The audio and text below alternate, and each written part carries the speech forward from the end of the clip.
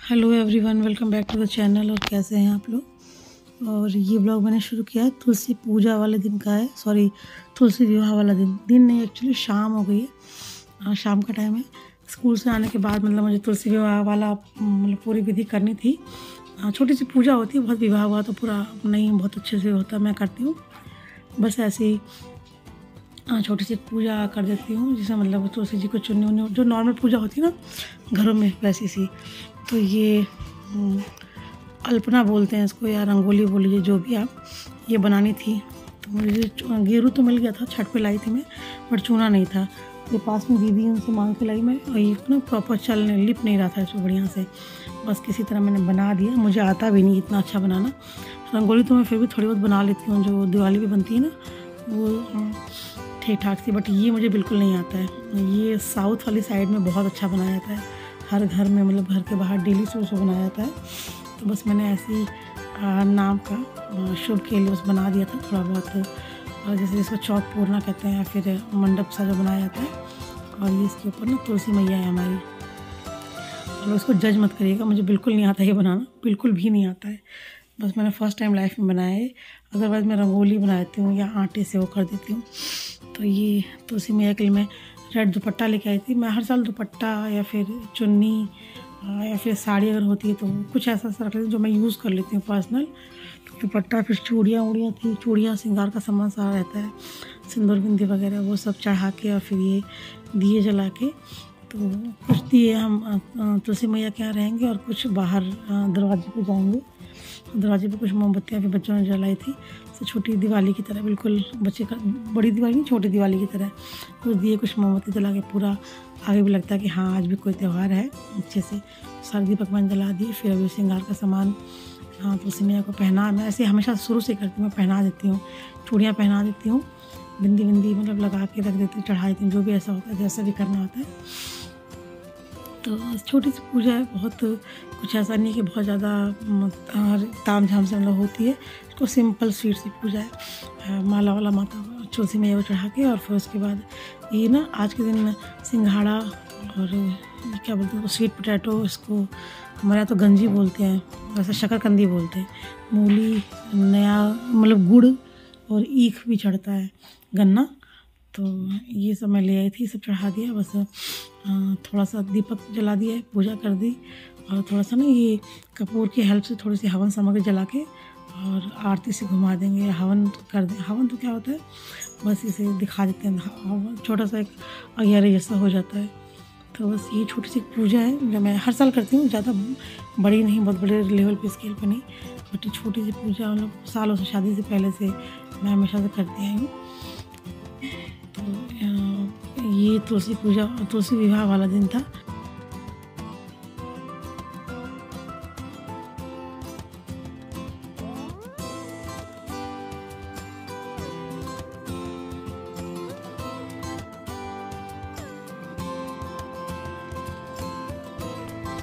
फिर पूजा वूजा के बाद मैंने और कुछ ज़्यादा शौक नहीं किया। फिर सीधे नेक्स्ट मॉर्निंग है, छुट्टी थी मेरी उस दिन, तो छुट्टी ली थी मैंने। तो ये एक किचन का ना एक ड्रॉर है, जिसमें मैं सारा अपना एक्स्ट्रा सामान रखती हूँ, जो भी होता है। आलू गोभी मटर की सब्ज़ी बन रही है, तो मैंने सारा सामान फैला रखा था, क्योंकि ना मेरे को देखना था क्या सामान ख़त्म हो गया, क्या बचा, और जो थोड़ा बहुत बचा उसे बना के ख़त्म भी करना था। तो मैं दोनों काम कर रही थी। तो सब्ज़ी भी मेरी भून रही थी, तो मैंने वो सामान फैला के छाँट भी रही थी जो ख़त्म हो गया था। और जो थोड़ा बहुत बचा था उसको निकाल लिया कि मैंने उसको यूज़ करके ख़त्म करना है। छोटी छोटी पॉलीथिन में पैकेट्स में बच जाता है ना, लास्ट में थोड़ा बहुत बच ही जाता है। और एक तरफ मेरी सब्ज़ी की बुनाई चल रही थी, एक तरफ मैं छाँट वाँट के उसको रख रही थी। तो काफ़ी कुछ सामान ख़त्म हो गया, तो ये नोट डाउन हो गया कि ये सामान, ये चीज़ें ख़त्म हो गई हैं। और एक बार सफाई भी हो जाती है, और रिफ़्रेश भी होता है माइंड कि क्या बचा, क्या लाना है, क्या नहीं लाना है। तो मंथली ग्रॉसरी से पहले एक बार ऐसे ना जो भी आपका स्टोरेज है उसकी क्लीनिंग कर लेने से ये फ़ायदा होता है कि आपको एग्जैक्ट आइडिया रहता है कि कौन सी चीज़ ज़्यादा बची है, कौन सी कम बची है, कौन सी लानी है और कौन सी इस महीने चल जाएगी। तो इधर मेरी सब्ज़ी हो रही है, भुन रही है, और जितनी अच्छी इसकी भुनाई होगी ना उतनी अच्छी, उतना अच्छा टेस्ट आता है। और गोभी की सब्ज़ी अगर आपने कभी लोहे की कढ़ाई में नहीं बनाई है तो आप ज़रूर बना के देखिएगा, उसका टेस्ट ही बिल्कुल चेंज हो जाता है, बिल्कुल ऑथेंटिक टेस्ट आता है, बहुत अच्छा टेस्ट आता है लोहे की कढ़ाई में। अब मैं गोभी की सब्ज़ी ना उसकी स्टील की कढ़ाई में नहीं बनाती हूँ। जब से मुझको लोहे की कढ़ाई वाला टेस्ट समझ में आ गया है, चाहे सूखी बनानी हो चाहे मतलब रस्से वाले में इसी में बनाती हूँ। ये मैं बाकी किचन में फ्रिज की भी मतलब क्लीनिंग एक तरह से हो ही गई थी। मैंने उसमें जितने भी डिब्बे पैकेट थे ना सब निकाल दिए थे। तो मैं देख रही थी क्या क्या है उसमें, मतलब जो यूज़ करने लायक जो ख़राब हो रहा है।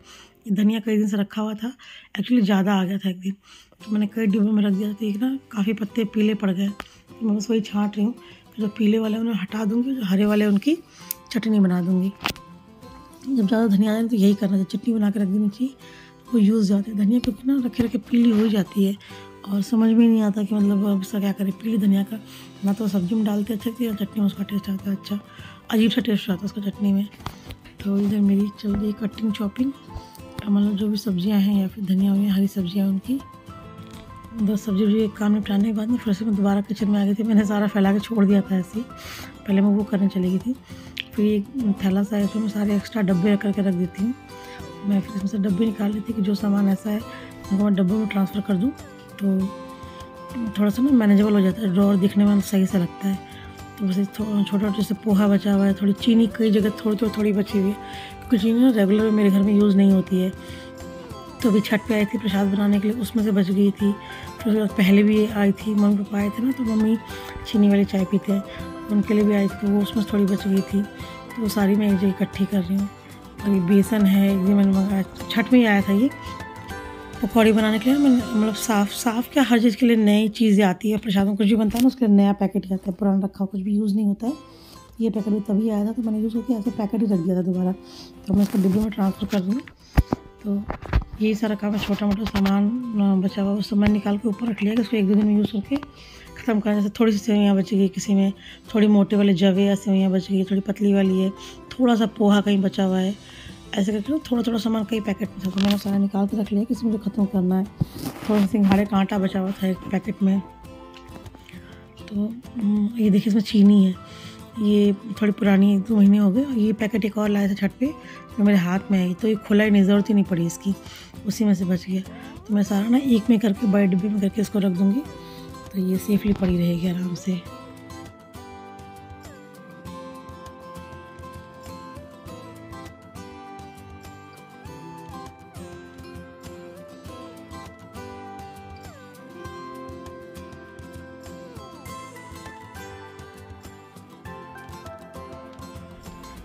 फिर सारा सामान मतलब डिब्बों में फिल करने के बाद मैंने इसे मतलब ड्रॉअर में फिर से सही से अरेंज कर दिया। थोड़ा सा डिब्बे में रहता है ना सामान, तो मैनेजेबल सा लगता है। पॉलीथीन में या पैकेट में होता है ना, तो वो बड़ा अनमैनेजेबल सा लगता है, समझ में नहीं आता, ऐसा लगता है कूड़ा भरा हुआ है सारा। तो ये सब करने के बाद मेरे ड्रॉअर में सारे डिब्बे सेट हो गए हैं। जो बाहर दिख रहा है आपको पन्नी में, कुछ सामान वो ऐसा है जो मुझे यूज़ करना है 1 से 2 दिन। जैसे देखिए छोटा सेवइयाँ का पैकेट बचा था, ये आधा पैकेट, ये मुझे ख़त्म करना है। चीनी मुझे ऊपर रखनी है, बस फिर इसके बाद थोड़ा करके थोड़ा बहुत सामान सामान के थोड़ा बहुत गिर जाता है, पैरों में लगता है।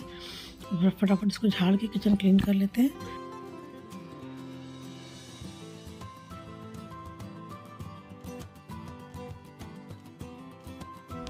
सब्ज़ी भी मेरी लगभग हो गई थी। फिर किचन क्लीन करने के बाद मैं इधर बाहर आ गई थी। यहीं बैठ के मैंने वो धनिया वनिया साफ़ किया था ना, तो थोड़ा बहुत, हालांकि पेपर बिछा रखा था मैंने, फिर भी थोड़ा बहुत गिर ही जाता है, उसको सब साफ़ किया। सोफ़ा फिर से अरेंज कर दिया, तो ये दिन भर लगा रहेगा। जहाँ बैठेंगे वो जगह फिर से ख़राब होगी, फिर से उसको सही करो।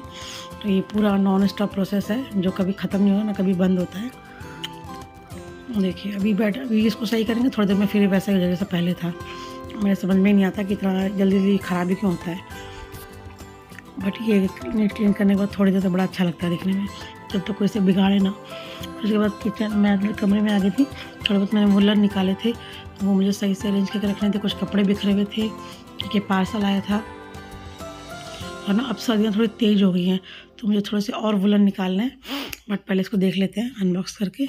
इसमें मैंने मंगाए थे वो पैकेट्स जिसमें वुलन कपड़े रखते हैं, किट बोल सकते हैं आप। अच्छी खासी चौड़ी है, विड्थ भी अच्छी है, चौड़ाई लंबाई भी ठीक है।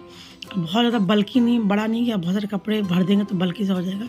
ठीक है, मैनेजेबल है, अच्छा है। साड़ी रखेंगे तो 7 से 8 साड़ियाँ आराम से आ जाएंगी।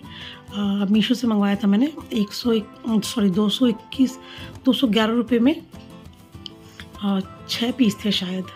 6 थे या 4 थे, मुझे कंफर्म नहीं, मैं आपको देख के बता दूँगी और डिस्क्रिप्शन में दे दूँगी लिंक, या फिर जो कोड होता है ना मीशो वाला, आप वहाँ से मंगवा सकते हैं। क्वालिटी बहुत अच्छी है, चेन की क्वालिटी बहुत अच्छी है, कपड़े की क्वालिटी बहुत अच्छी है। मैंने दिवाली पर भी मंगवाए थे इससे पहले 6 का सेट, तब भी मंगवाया था, और अभी मैंने 8 मंगवाए हैं, तो ये बहुत अच्छा है। और ये देखिए बैग में सारे ना वुलन भरे, मैंने पहले जब बैट बॉक्स खाली किया था तो जो एक आध वुलन निकाला था, बाकी सारे सेट भर के रख दिए थे। तो अब ठंड आ गई है, सबको मतलब अच्छी वाली ठंड आ गई है, तो फिर सबके लिए निकाल दिए मैंने, सबके निकाल कर सबकी जगह जगह अरेंज कर दूँगी, जिसके इसके हैं उसके उसके अलमारी में। तो अभी बच्चे स्कूल से नहीं आए हैं तो सारा काम मुझे अकेले करना पड़ रहा है। अभी आ जाएंगे बच्चे, फिर उसके बाद हेल्प करा देंगे, वो नया करा देंगे साथ साथ में। देखिए एक हाथ से पकड़ने में, एक हाथ से निकालने में बहुत आफत आती है, संभलता नहीं, बहुत भारी है। अब मेरा ना मतलब ये गद्दा भी मैट्रेस बहुत भारी है मेरा।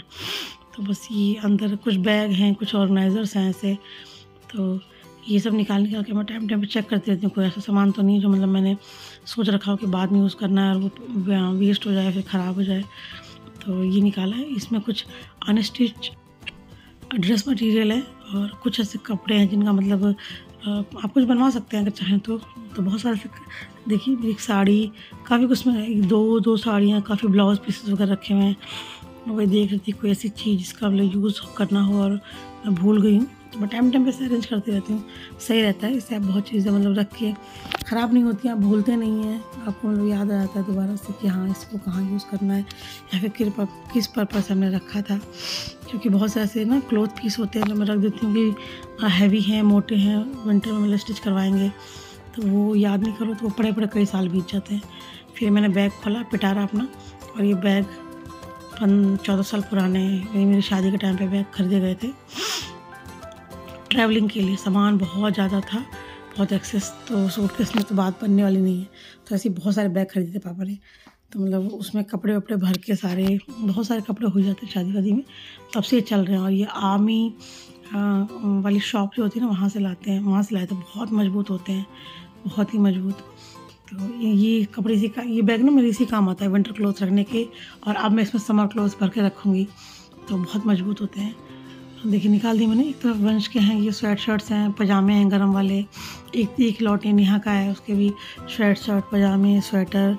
और ये अंदर से अतरंगी चीज़ें निकल रही हैं, जिसको देख के मुझे समझ में नहीं आ रहा कि मुझे क्या करना है इनका। ना ये फेंकते बनती है, ना ये पहनते बनती है। फेंक ऐसे नहीं सकते कि ये मतलब किसी न किसी से कोई ना कोई मेमोरी जुड़ी हुई है, और पहनते इसलिए नहीं बनती, कंफर्टेबल नहीं है। अगर ज़रा भी चांस होता ना तो मैं इसे मतलब डोनेट कर देती हूँ, ऐसा कुछ नहीं है मेरे अंदर, बट ये हैं चीज़ें ऐसी कि नहीं की जा सकती हैं। तो बस ये फटाफट निकाल के सबके सेक्शन में अलग अलग बनाती जा रही हूँ। एक नेहा का, एक वंशु का, एक तरफ मेरे, एक तरफ हस्बैंड के मैंने मोस्टली पहले ही निकाल दी थे। एक का दो का कोई मिल जाएगा तो अलग बात है, बट उनका है नहीं इसमें।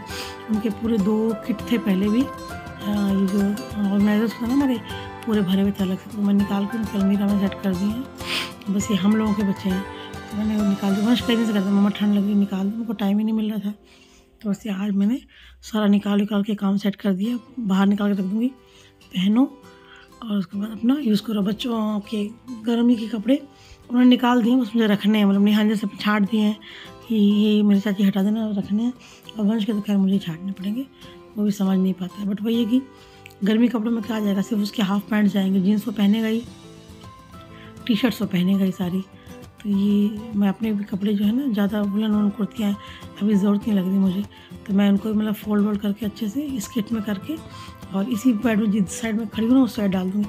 क्योंकि ये वाला साइड इजीली कभी खोल सकते हो आप, जब ज़रूरत हो तुरंत खोला निकाल लिया। उस साइड थोड़ा खोलना मुश्किल होता है, तो उस साइड नहीं रखूँगी मैं, इसको इसी में रख दूँगी। क्योंकि ना अभी अलमीरा में भी इतनी जगह नहीं, उसमें जगह बनानी पड़ती है वुलन के लिए। और वुलन इतना मोटा होता है कि जितने में आपके 4 समर क्लोथ आएंगे ना, उतने में आपको 1 जोड़ी वुलन क्लोथ आएगा। उसकी मतलब वुलन कुर्तियाँ इतनी मोटी होती हैं, वुलन सलवारें, प्लाजो तो इतनी मोटे पूछे नहीं, 4 कुर्ती पूरी अलमारी मतलब भर देगी। ये हाल होता है वुलन कपड़ों का। तो बस ये देखिए, मैं अपने मोटे स्वेटर और ये मोटे वाले पजामे जो होते हैं गर्म वाले, इनकी अभी ज़रूरत ही नहीं लग रही है, तो ये सब भर के मैं ऐसे में रख दूँगी। जब लगेगा कि हाँ इतनी ठंड है कि उनकी ज़रूरत है इनर विनर, तब निकाल लेंगे।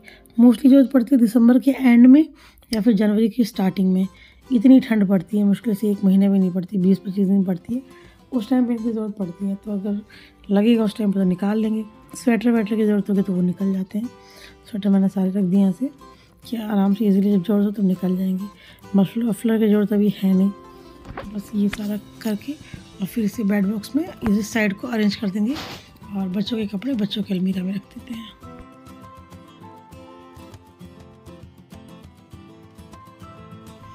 ये सबसे पहले नेहा के कपड़े में हटा दूँगी, नेहा के अलमीरा में लगा दूँगी। एक तरफ उसके स्वेट शर्ट, स्वेटर, जैकेट्स वगैरह हैं, एक तरफ उसके लेगिंग्स, पजामे जो भी हैं विंटर वाले वो हैं। अभी वंशु के मतलब मैं उसके बॉक्सेस निकाल लाई हूँ सारे, और समर वाले मैंने हटा दिए हैं और विंटर वाले मुझे इसमें सेट करने हैं। तो जो नए हैं ना वो मैं अलग किट में करके रखूँगी, और जो घर में डेली यूज़ वाले रेगुलर वाले वो मैं उसके इसमें बॉक्सेस में लगा दूँ तो आराम से अपना निकाल के पहन लेता है।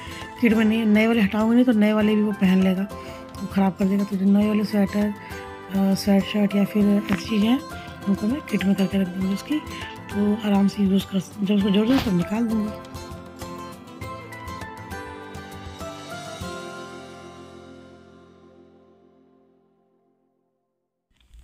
और ना इस एज के बच्चों के लिए ना एक बहुत अच्छी ट्रिक है, जैसे अगर आपके बच्चे की अलमीरा अलग है या फिर उसका कबाड़ अलग है तो आप ऐसा करिए कि उसके जो नए कपड़े हैं ना, जो भी नए कपड़े बाहर पहनने वाले हैं, चाहे बॉयज़ के हों चाहे गर्ल्स के, उन्हें एक अलग से किट में, जैसे ये मेरा ऑर्गेनाइज़र है, ये ट्रैवल ऑर्गेनाइज़र वैसे तो, बट मैं इसको ऐसे भी यूज़ कर लेती हूँ।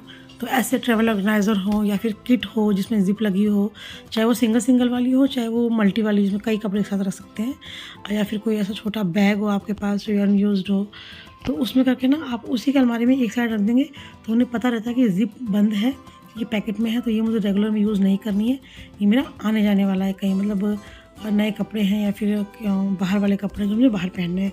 तो ऐसे क्या ना बच्चे मतलब उसको छेड़ते नहीं, ख़राब नहीं होते, प्रेस बनी रहती है, सब कुछ सही रहता है। तो क्योंकि वो ना खुद से डिफ्रेंशिएट नहीं कर पाते हैं, जब उन्हें हड़बड़ी होगी पहनना होगा तो वो कोई सब उन्हें खींच के निकालेंगे और पहन के चल देंगे। तो ये वंश पे ना ये वाला फॉर्मूला काम करता है, उसके अगर किट में कपड़े रख दो ना या फिर ऐसे ऑर्गेनाइजर्स में, तो वो उनको पता होता है कि ये बाहर वाले हैं या फिर फेस्टिवल वगैरह पे एथनिक है पहनने वाले, तो वो उनको ना छेड़ता भी नहीं है। इससे प्रेस ख़राब नहीं होती, बार बार प्रेस नहीं कराना पड़ता, बार बार उसको मतलब सही नहीं रखना पड़ता है, उसको ध्यान नहीं दिलाना पड़ता बच्चों को, क्योंकि तो किट में सेफली आराम से रखे रहते हैं। देखिए नेहा स्कूल से आ गई थी, उसने खाना वाना खा लिया, कपड़े चेंज कर लिए, तो वो मेरी थोड़ी हेल्प कर देगी, मैं ये बेड बॉक्स पकड़ लूँगी और जैसे उसको बताऊँगी ना वैसे वैसे वो सारी किट वो अरेंज करके रख देगी, या फिर वो पकड़ लेती है मैं रख देती हूँ। तो इससे मतलब एक जना दोनों काम नहीं कर सकता। तो अब ये काम भी मेरा ख़त्म हो गया। वुलन जो थे पहनने वाले ठीक ठीक से मैंने निकाल दिए हैं, और जो वैसे वुलन है वो मैंने अंदर रख दिए। जैकेट वगैरह जो बहुत मोटी मोटी हैवी हैं, मफलर हैं जो बहुत मोटे वाले, उनका अभी कोई काम नहीं है ऐसा। तो ये सब गया बेड बॉक्स में। अब यहाँ से ये फ़ायदा होगा ना, मुझे जब भी निकालना होगा एक हाथ से मैं इसको बेड बॉक्स को खोल के तुरंत निकाल सकती हूँ विदिन 1 मिनट।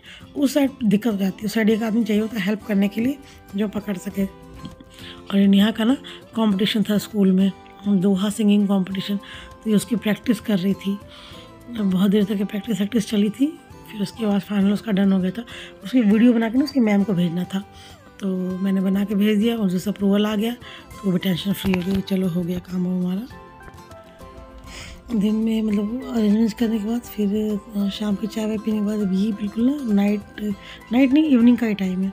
और ये कई दिन से मैं सोची थी उतारने का टाइम ही नहीं मिल रहा था, फिर आज ये हो गया फाइनल, इसको उतार के हटा ही देते हैं, वरना ये इसी पे लगा ही ख़राब या गंदा हो जाएगा। तो उसे फटाफट मैं उतार रही थी सारा, उसके बाद पैक करके, और उसकी प्रॉपर जो उसकी डेस्टिनेशन है जहाँ रखा जाता है हमेशा वहाँ रखा जाएगा। ये वंशु आ गए मेरी हेल्प करने के लिए, उन ऐसे काम में देखो बहुत मज़ा आता है। अभी स्टार लाइट इनसे निकल नहीं रही है, तो फिर पापा इनके निकालने के लिए इसको निकाल के ना इसको सही से रखना होता है। आप अगर इसको सही से रखेंगे ना तो बिना उलझे बहुत अच्छे से पड़ी रहेगी, रखी रहेगी, और कई साल आपका काम चला देगी। और बड़ी अच्छी लगती है लगाने की, मतलब लगी हुई भी बहुत सुंदर लगती है। तो बस इसको अच्छे से प्रॉपर तरीके से निकाल के, और मैं जैसे ही आई थी ना मार्केट से पैक करके वैसे इसको पैक करके रख दूँगी। फिर ये नेक्स्ट ईयर फिर से दिवाली पे या फिर किसी फेस्टिवल पे आप शायद लगा सकते हैं। वैसे अभी ना क्रिसमस पे भी ये लग सकती है स्टार लाइट, बट इतना लंबा मैं छोड़ूंगी नहीं, 1.5-2 महीने में फिर बार में एक तो लुक भी पुराना हो जाता है और फिर ये ख़राब होने के चांस ज़्यादा रहते हैं। तो देखिए अभी ये मैंने ना अलग अलग बॉक्सेस रखे हुए हैं, अब एक बॉक्स में सारा जाएगा, ये झालर, तोरण, लटकन जो भी है पॉम वाली, ये सारी मैं इसमें रख दूँगी। और ऐसे कैटेगरी है, जैसे एक में लाइट्स रखूँगी कि स्टार लाइट तो मैं सिंगल रखती हूँ, कभी भी दबा इसमें कुछ रखती नहीं, उनको डर लगता है कि ये दब दबा के कहीं टूट ना जाए, कहीं ख़राब ना हो जाए। मुझे बड़ी सुंदर लगती है, तो मैं इसके ख़राब होने का रिस्क नहीं लूँगी। अभी देखिए सारे ना लटकन वटकन सब इसमें आ गई है। ये बाहर ये स्वास्तिक मैंने बनाया था, अगर आपको याद हो तो मेरे जन्माष्टमी वाले ब्लॉग में जब डेंगू हुआ था ना, उससे जस्ट 1-2 दिन पहले बनाए थे मैंने ये। और घर पे होम मेड है मेरे, मतलब मेरे हाथों से बना DIY है। और ये जो ब्लू वाले ये भी मेरे DIY है।